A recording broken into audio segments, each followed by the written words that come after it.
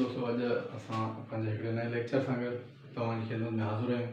जीअं त असां हींअर ला गेट 2023 जी जेको पॉसिबल आहे जनवरी जे एंड में या फेबरवरी जे स्टार्ट में, उन जे हवाले सां असां हिकिड़ी प्रिपरेशन जो जेको लेक्चर सीरीज़ असां शुरू कई आहे, उन में CPC जो सिलेबस असां कंप्लीट कराए चुका आहियूं।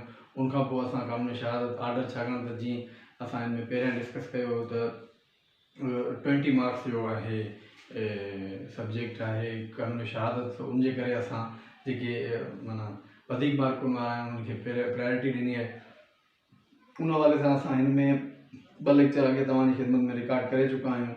ऐं उनखां पोइ हीउ जेको अॼु जेको असां तरतीब आंदी आहे, उन में असां इहो पर्टिकुलर सेक्शन जे हवाले सां तव्हां सां डिस्कस कंदासीं त जिन सेक्शन्स जा नंबर यादि रखणा आहिनि, छाकाणि त इहे जेके अॼु असीं तव्हां सां डिस्कस कंदासीं उन सेक्शन्स जा जेकॾहिं तव्हां नंबर यादि करे वरिता त यकीनन 4 खां 5 सवाल जेके आहिनि तव्हांजा वो इज़ीली तव्हां हुन में अटैम्प्ट करे सघो था। ऐं हू बिल्कुलु माना 90% ई आहे त उन में 4 खां 5 सवाल जेके आहिनि उहे आर्टिकल्स जे, छाकाणि त जिते जॾहिं पूरो हुन किताब या उहो पूरो सब्जेक्ट हूंदो आहे त उन मां पोइ माना मेन जेके हुनजो माना आहिनि क्वेश्चन्स आहिनि उहे हुनखां कया वेंदा आहिनि। त उन हवाले सां हिन में असां सभिनी खां पहिरीं जेका तव्हांखे यादि रखिणो आहे नंबर ऑफ माना हिन में आर्टिकल्स जे नंबर्स में आर्टिकल 3 जेको आहे सो कॉम्पिटेंसी ऑफ विटनेस जी कॉम्पिटेंसी जे हवाले सां उन में केरु आहे जेको माना विटनेस थी सघे थो, शाहिदी ॾेई सघे थो। उन में जंहिंमें आर्टिकल 3 में जीअं डिटेल में अगरि असीं वेंदासीं त उहो हर उहो माण्हू जेको सवाल सम्झे ॿुधे ऐं उनजो माक़ूल जवाबु ॾिए त उहो जेको आहे कॉम्पिटेंट आहे ऐं विटनेस थियण लाइ।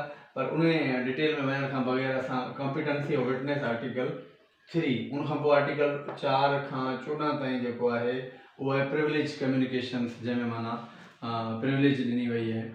जीअं को वकील आहे उहो पंहिंजे क्लाइंट जी ॻाल्हि जेकॾहिं उनखे छॾे थो वञे त उनजी ॻाल्हि ॿाहिरि नथो करे सघे, क्लाइंट जेको वकील जी नथो करे सघे।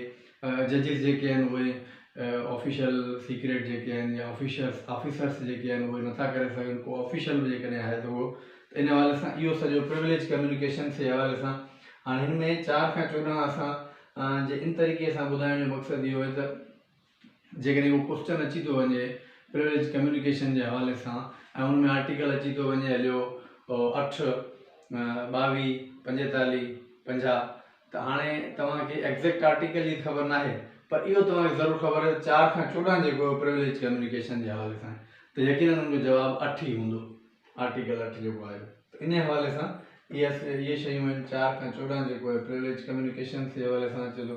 16 जेको आहे सो अकम्पलिस शरीके जुर्म जेको हूंदो आहे, अकम्पलिस बि शाहिदी ॾेई सघे थो, पर सिर्फ़ु हुदूद मैटर्स खां अलावा हू जेको बाक़ी जेके मैटर्स आहिनि उन में हू शाहिदी ॾेई सघे थो, पर इहा हिकिड़ी अलॻि बहस आहे। सो आर्टिकल 16 जेको आहे उहो अकम्पलिस जे हवाले सां, उनखां पोइ आर्टिकल 17 आहे कॉम्पिटेंसी नंबर ऑफ विटनेस। उहो विटनेस जेको क़ुरान ऐं सुन्नत जे मुताबिक़ जंहिंजी गवाही हलंदी त उहो हिन में आर्टिकल 17 में ईंदो। उनखां पोइ 18 खां 28 जेको आहे रेलेवेंसी ऑफ फैक्ट आहे। फैक्ट जे हवाले सां असां तव्हांखे ॿुधाईंदासीं त रेलेवेंट हिकिड़ा फैक्ट जेके एविडेंस आहे उहो ॿिनि हुन ते फैक्ट्स ते थींदी आहे। हिकिड़ा फैक्ट एंड इशू, ॿिया हूंदा आहिनि relevant fact. Fact and issue ऐं रेलेवेंट फैक्ट ते हिकिड़ो अलॻि सां असांजो डिटेल लेक्चर असां तव्हां ताईं ज़रूरु पहुचाईंदासीं।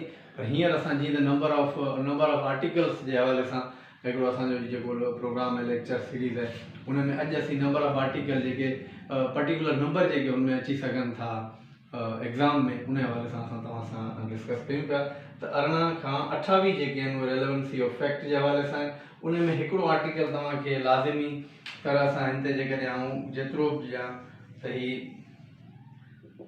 आर्टिकल 19 जेको रेस जस्टे जे हवाले सां हिकिड़ी शइ जेका आहे तव्हां पंहिंजे ज़हन में रखिजो त थिंग्स क्लोज़ली डन। इहो माना हिकिड़ो तव्हांखे माना इहो रखिणो आहे हिन में, थिंग्स क्लोज़ली डन, माना उहे जेके वक़ूअ खे इंतिहाई वेझो जेके थींदड़ शयूं आहिनि उन हवाले सां इहो क्वेश्चन ही बार बार पेपर्स में रिपीट थींदो रहियो आहे। रेस जस्ट आहे त उनजे करे ही आर्टिकल 19 रेस जस्ट आहे, थिंग्स क्लोज़ली डन, हिन में ही जेको पॉइंट आहे तव्हांखे ज़हन में रखणी आहे, इन ई हवाले सां क्वेश्चन ईंदो। ऐं उनखां पोइ आर्टिकल 22 जेको आहे आइडेंटिफिकेशन परेड आहे। को नामालूम जवाबदार है ॾिसी सम्झण वारो त उहो मजिस्ट्रेट जे अॻियां उन जी शनाख्ती परेड थींदी, पोइ उन में उहो डमीज़ वग़ैरह हूंदियूं आहिनि। इहो सॼो आइडेंटिफिकेशन परेड ते बि असां हिकिड़ो डिटेल लेक्चर ज़रूरु तव्हांजी खे सां शेयर कंदासीं। पर अॼु जीअं त असीं सिर्फ़ु आर्टिकल जा नंबर ऐं उनजे हवाले सां असीं पढ़ूं पिया त जीअं 22 में identification parade 24 to plea of alibi माना एल्सवेयर माना at the time of incident वो माण्हू जेको हो कराची में हो, वाक़ियो मीरपुर ख़ास में थियो, तो उन में उनजो केस में नालो अची वियो, तो हू प्ली ऑफ एलेबाए जेको खणंदो त आउं वाक़िए वारे ॾींहुं फलाणी जाइ ते मौजूदु हुउसि, त पोइ पंहिंजी एविडेंस वग़ैरह उनखे ॾींदो। पर प्ली ऑफ एलेबाए एल्सवेयर, ठीकु, एल्सवेयर जो लफ़्ज़ तव्हां यादि रखिणो आहे। एल्सवेयर में प्ली ऑफ एलेबाए 24(2) में अचे थो। 18 खां 28 जेका रेलेवेंसी ऑफ फैक्ट है, रेलेवेंसी ऑफ फैक्ट जे अंदर ही आर्टिकल उन्हीं जस्ट है थिंग्स क्लोजली डन, ये तव्हांखे ज़हन में रखिणो आहे। उनखां 22 आइडेंटिफिकेशन परेड 24 सब रूल 2 सब आर्टिकल 2 जो है वो प्ली ऑफ एलेबाए एल्सवेयर जो लफ़्ज़ तव्हां ज़हन में रखिजो, उहो माण्हू वाक़िए वारे ॾींहुं उन जाइ ते मौजूदु ई न हो, ॿी जाइ ते हो।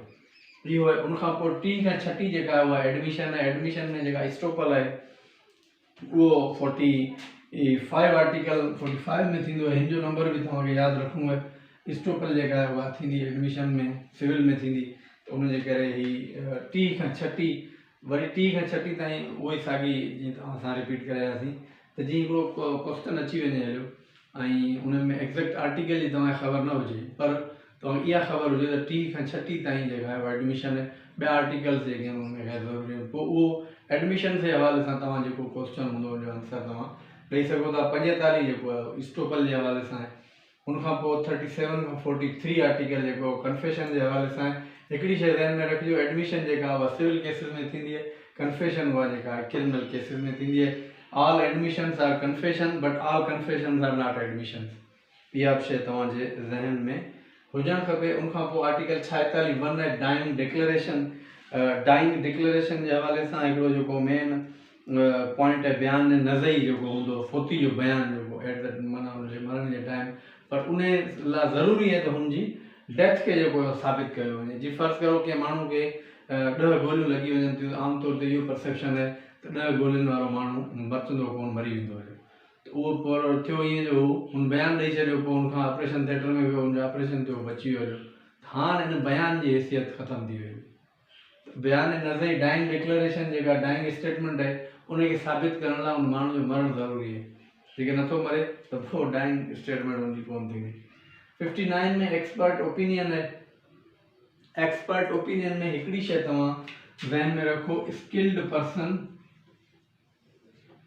ठीक, स्किल्ड पर्सन पर वो हुजे, स्किल्ड पर्सन हुजे पर art science and foreign law, art science and foreign law. हाँ सवाल अची वियो एक्सपर्ट ओपिनियन जेको है वो स्किल्ड पर्सन लोकल लॉ में हुजे त उहो उनजो जवाब नन ऑफ करेक्ट थींदो, छाकाणि आर्ट साइंस फॉरेन लॉ में जेको स्किल्ड पर्सन हूंदो उहो ई एक्सपर्ट ओपिनियन ॾेई सघंदो। आर्ट साइंस फॉरेन लॉ टे शयूं तव्हांजे ज़हन में हुजनि, स्किल्ड पर्सन इन्हनि टिनी में हूंदो। इनखां अलावा जेको उहो क्वेश्चन पुछंदो उहो ग़लति हूंदो उन्हनि में सां। 66 खां 69 ताईं रेलेवेंसी ऑफ कैरेक्टर है। कैरेक्टर जी रेलेवेंसी जे हवाले सां हिकिड़ी शइ तव्हांजे ज़हन में हुजणु खपे त हिकिड़ो हूंदो आहे गुड कैरेक्टर, हिकिड़ो हूंदो आहे बैड कैरेक्टर, ठीकु। हिकिड़ा हूंदा आहिनि सिविल केस, हिकिड़ा हूंदा आहिनि क्रिमिनल केस। त जेको असांजो सिर्फ़ु तव्हां हिकिड़ी शइ हिन में ज़हन में रखिजो, गुड कैरेक्टर ऐं गुड कैरेक्टर में तव्हांखे क्रिमिनल केस, ये ॿ शयूं तव्हां ज़हन में रखियो, हिकिड़ो गुड कैरेक्टर, हिकिड़ो criminal case. Good character criminal case में रेलेवेंट है, बाक़ी ॿिया सभु कैरेक्टर जेके आहिनि उहे इरेलेवेंट आहिनि। बैड कैरेक्टर क्रिमिनल में रेलेवेंट कोन्हे, गुड कैरेक्टर सिविल में रेलेवेंट कोन्हे, बैड कैरेक्टर सिविल में रेलेवेंट कोन्हे, सिर्फ़ु good character relevant in civil case criminal cases, ठीकु है। उनखां पोइ असांजो आर्टिकल 70 है एविडेंस जे हवाले सां। एविडेंस जूं ॿ क़िस्म आहिनि, ओरल एविडेंस ऐं डॉक्यूमेंट्री एविडेंस। ओरल एविडेंस जे हवाले सां इहो आहे त आर्टिकल 71 है, oral evidence must be direct थींदी आहे। ओरल एविडेंस जेकॾहिं इनडायरेक्ट आहे त उनखे असीं चवंदासीं हियर से ऐं हेयर से जेका इज़ नो एविडेंस। कानून में हेयर से जी एविडेंस जी उन में वर्थ कोन्हे, त उनजे करे आर्टिकल 70 एविडेंस है ओरल एंड डॉक्यूमेंट्री, ऐं उनखां पोइ 71 में जेको ओरल एविडेंस आहे must be direct. Oral evidence ज़रूरी डायरेक्ट हूंदी, ऐं जेकॾहिं इनडायरेक्ट हूंदी त उहा हेयर से हूंदी, ऐं hearsay is no evidence. Article 3 competency of witness, केरु कॉम्पिटेंट है शाहिदी ॾियण लाइ। आर्टिकल 4 खां 14 ताईं प्रिविलेज कम्युनिकेशन्स आहे, उन जे हवाले सां आर्टिकल्स आहिनि। ऐं उनखां पोइ आर्टिकल 16 जेको आहे अकम्पलिस शरीके जुर्म जे हवाले सां। उनखां पोइ आर्टिकल 17 जेको आहे उहो number of witness according to Quran and सुन्नह जे मुताबिक़ जेके विटनेस आहिनि शाहिदी ॾेई सघनि था उन हवाले सां। उनखां पोइ 18 खां 28 जेका आहे उहा रेलेवेंसी ऑफ फैक्ट जे हवाले सां। रेलेवेंसी ऑफ फैक्ट में जेके एविडेंस आहे उन में फैक्ट इन इशू ऐं रिलेवेंट फैक्ट में जेको आहे सो एविडेंस थींदी आहे। उन में आर्टिकल 19 तव्हां रेस जस्टाए तव्हांखे ज़हन में रखिणो आहे। रेस जस्टाए जे में जेको आहे उहो थिंग्स क्लोजली डन, इहो ज़हन में तव्हां रखिणो आहे। 22 में आइडेंटिफिकेशन पीरियड आहे। 24(2) जेको आहे उहो आहे प्ले ऑफ एलिबाए एल्सवेयर, माना ॾोह जे टाइम ते माण्हू उन वक़ुआ ते मौजूदु कोन हो, ॿिए शहर में हो कंहिं ॿिए कम सां, उहो उन में आहे। उनखां पोइ 3 खां वठी 36 ताईं जेका आहे सा एडमिशन न एडमिशन जेके आहिनि से सिविल में थींदियूं आहिनि। 45 सेक्शन जो नंबर तव्हां ज़हन में रखियो, स्टोपल जे हवाले सां जेका एडमिशन में स्टोपल थींदियूं आहिनि। उनखां पोइ 37 खां 43 जेको आहे उहो कन्फेशन जे हवाले सां आहे। कन्फेशन हमेशह क्रिमिनल केसनि में थींदी आहे। 46(1) जेका आहे उहा डाइंग डिक्लेरेशन जे हवाले सां आहे। डाइंग डिक्लेरेशन में इहो आहे त सभिनी खां पहिरीं उन माण्हुनि जी मौत खे साबित करिणो आहे, तंहिंखां पोइ उहा डाइंग डिक्लेरेशन जेका आहे उहा कार्बोरेट थींदी। उनखां पोइ 59 में जेको आहे एक्सपर्ट ओपिनियन आहे। स्किल्ड पर्सन हुजे आर्ट साइंस ऐं फॉरेन लॉ में, इहे 3 नाला ज़हन, art science and foreign law ऐं स्किल्ड पर्सन। उनखां अलावा बाक़ी जेके बि आहिनि उहे रिलेवेंट हूंदा। उनखां पोइ 66 जेको रेलेवेंसी ऑफ फैक्ट आहे। रेलेवेंसी ऑफ फैक्ट में जेको आहे good character relevant in criminal cases, बाक़ी जेके बि आहिनि उहे इरेलेवेंट आहिनि। गुड कैरेक्टर क्रिमिनल केसेस में रेलेवेंट आहे, बाक़ी सभु इरेलेवेंट आहिनि। उनखां पोइ 70 में जेको आहे एविडेंस आहे ओरल एविडेंस ऐं डॉक्यूमेंट्री, 2 क़िस्म आहिनि एविडेंस जा। 71 में जेका आहे उहा oral evidence must be direct थींदी ओरल एविडेंस, ऐं जेकॾहिं इनडायरेक्ट आहे त उहा हेयर से ऐं हेयर से जेका आहे उहा इज़ नो एविडेंस। इहो असांजो जेको आहे सो हिकिड़ो सीरीज़ हुई जेका असां तव्हां सां शेयर कई। हाणे उनखां अलावा असां जेके डिटेल लेक्चर आहिनि QSO जा ऐं जेके पॉइंट एक्सप्लेन करण जहिड़ियूं जेके शयूं आहिनि उहे अलॻि सां तव्हां सां असीं शेयर कंदासीं। तेसिताईं मोकिलाणी भाषा।